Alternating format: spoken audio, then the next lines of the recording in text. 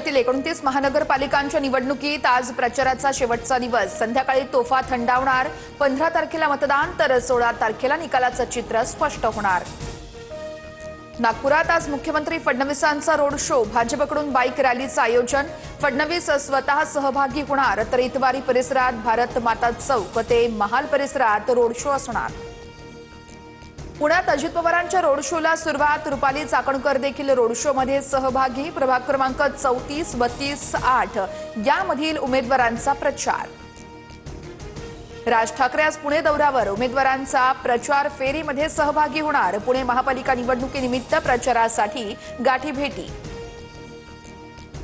तुम्ही मराठी माणसासाठी वडापावच्या गाडीशिवाय दुसरं स्वप्न पाहिलंच नाही। अदानी किंवा कोणीही असो, महाराष्ट्रामध्ये गुंतवणूक करणाऱ्यांचं स्वागतच करू। फडणवीसांनी राज ठाकरेंना ठणकावलं। अदानीशी दोस्ती करणं एवढा मी अडाणी नाहीये। मुंबई आणि महाराष्ट्रावरती संकट येतील तेव्हा दोस्ती सुद्धा बघणार नाही। अदानींसोबतचे फोटो ट्विट करणाऱ्या अमित साटम यांना राज ठाकरेंचं प्रत्युत्तर। नालासोपाऱ्यातून 10,09,000ची रोकड हाती। दुचाकीवरून पाकिट आणि प्लास्टिकच्या पिशव्यांमध्ये पैसे घेऊन जाताना रंगेहात पकडलं। 2 जण पोलिसांच्या ताब्यात। वरळी प्रभाग क्रमांक 193 मधील ठाकरेंच्या शिवसेनेचे हरीश वरळीकर यांच्यावर पैसे वाटपाचा आरोप। अपक्ष उमेदवार सूर्यकांत कोळींकडून व्हिडिओ व्हायरल तर हरीश वरळीकर यांनी आरोप फेटाळले।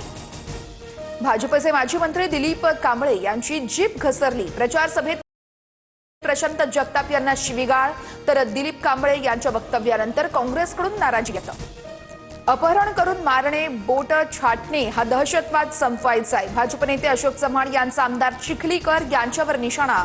अपहरण मारहाण झालेल्या राष्ट्रवादीच्या जीवन घोगरे पाटील यांचीही भेट घेतली।